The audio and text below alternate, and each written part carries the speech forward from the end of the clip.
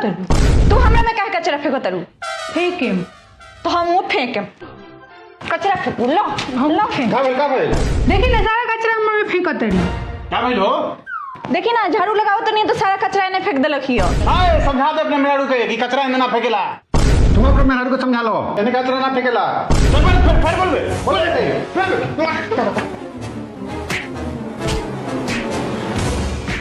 मारी खूब मारी मारी जोर से मारी। भाभी बड़ा सुंदर सूटवा लगा था, कहाँ से ले ले बनी?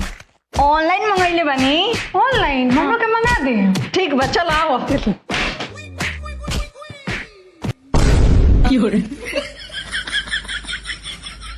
घर के राशन खत्म हो गल बा, रउआ मत मंगाएम। काहे? रउआ पूरा घर के खर्ची उठावे के ठेका लेके बैठल बनी का? कहीं छोटकू भाई के जी घर के राशन खत्म हो गल बा, रउरा मत मंगाए।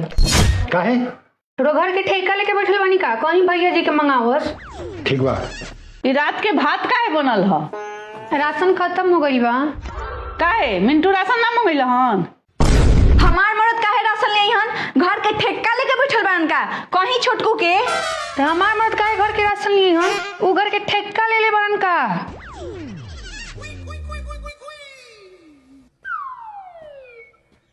माँ कहाँ जाता रू? जाता ही 4 धाम के यात्रा पर। पैसा कहाँ से आइल हो? जमीन बेच देनी।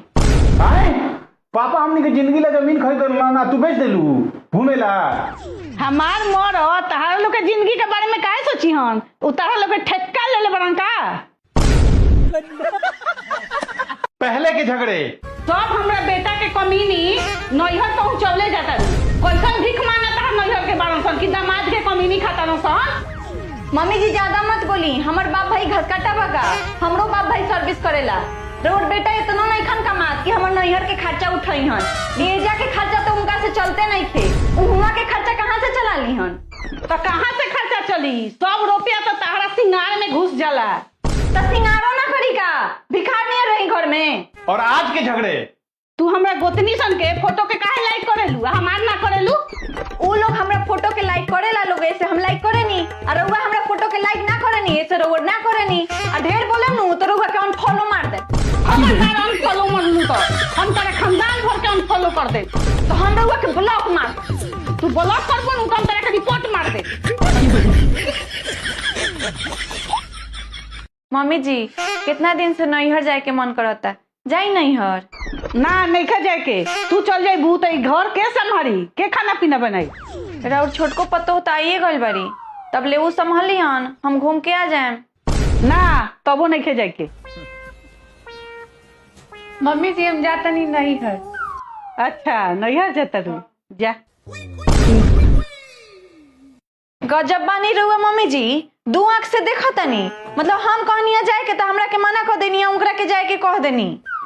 अरे कनिया तू बुड़बक हऊ, ओकरा कुछ के लूर बा, रहले चाहे ना रहले तो हरा सब चीज के लूर गुण बा। खाना पीना अच्छा बनावेलू, तू चल जेबू तो के बनाई खाना पीना? खाई मम्मी जी खाई, रोटियां खाई। वाह मम्मी जी वाह, बड़को पतो के ढेर मानतनी, उनका के मुंह में खियावतनी। ओमे का करे के बा? ल तोहरे के खिया देतनी। वाह मम्मी जी वाह, हमरा मुंह से छीन के आ छटको पतो के इतना मानतनी कि मुंह में खियावे जातनी। हई खा लोग दू जानी के अब बराबरे मानतनी। अरे बाप रे, प्रिया कौन लगे? अरे बाप रे बाप। नाश्ता बन गए? ना अभी नहीं के बनल। कहाँ से बनी? सूत के उठबू 8 बजे। इहे तो नैहर से संस्कार सीख के आइल बारू, तार बाप माता इहे तारा के सिखौले बा। हाँ तो बताई ना कौ बजे उठी? 4 बजे उठो। अच्छा रउआ उठी 10 बजे, रउर बेटी उठस 11 बजे, रउर बेटा उठस 2 बजे, हम उठी 4 बजे। काहे? ऐसे कि तू पतो हऊ, पतो घर के लक्ष्मी होखेला। हम लक्ष्मी हई तो और लोग का राक्षस का? निकला सन हमरा घर से, दोनों गोरी निकला सन हमरा घर से। का देखा तारू लो? हमार बेटा मरद हुआ सन, मरद मेहरारू के पल्लू में रहे वाला ना हुआ सन। एक बार कह देम तो तहनी के छोड़ दिहन सन। मम्मी जी तनी पिछुआ देख ली। माई हम इनका बिना नहीं रह सकत। ए माई हम हो इनका बिना नहीं की रह सकत। का हो सब्जी में खाली तेल मसाला डाल देवेलू, तेरा हेल्थ के तनिको चिंता नहीं खे।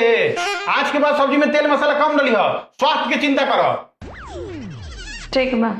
हाँ ली खाई, आज हेल्दी सब्जी बनैले बानी।